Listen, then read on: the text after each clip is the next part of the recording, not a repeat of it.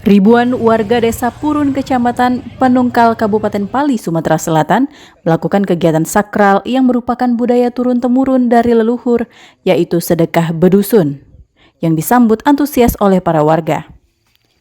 Berbagai rangkaian dilakukan untuk melakukan sedekah besusun ini, mulai dari ziarah kubur leluhur yang terdiri dari 3 puyang, yaitu Puyang Pati Hitam, Puyang Sarkopa, dan terakhir ziarah ke Puyang Nangkoda yang merupakan pimpinannya.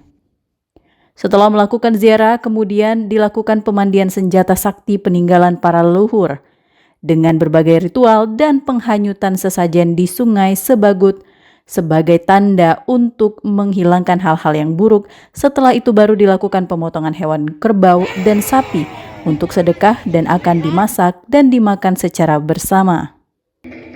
Kepala Desa Purun, Nur Effendi, mengatakan sedekah bedusun ini dilakukan untuk mengenang para leluhur dan mengingat jasa para leluhur.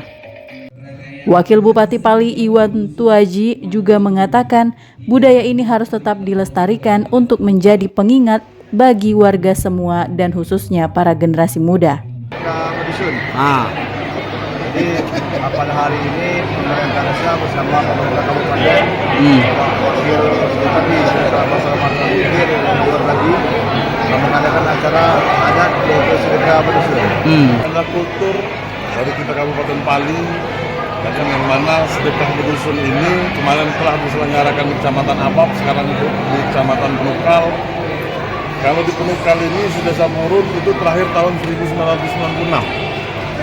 Baru terlaksana lagi di tahun 2025. Ini adalah kebudayaan dan ini bisa menjadikan penyemangat bagi pemuda-pemudi Kabupaten Pali, khususnya di daerah Penungkal, bahwasanya kita ini sudah lama sudah menjadi kebiasaan untuk berkumpul, bersilaturahmi dan bersyukur.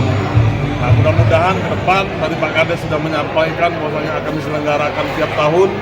Dan ini semoga di zaman kepemimpinan Pak Sugianto ini kebudayaan yang ada di Kabupaten Pali ini bisa terangkat dengan baik. Dari Kabupaten Pali, Sumatera Selatan, Bisrun Silvana, iNews melaporkan.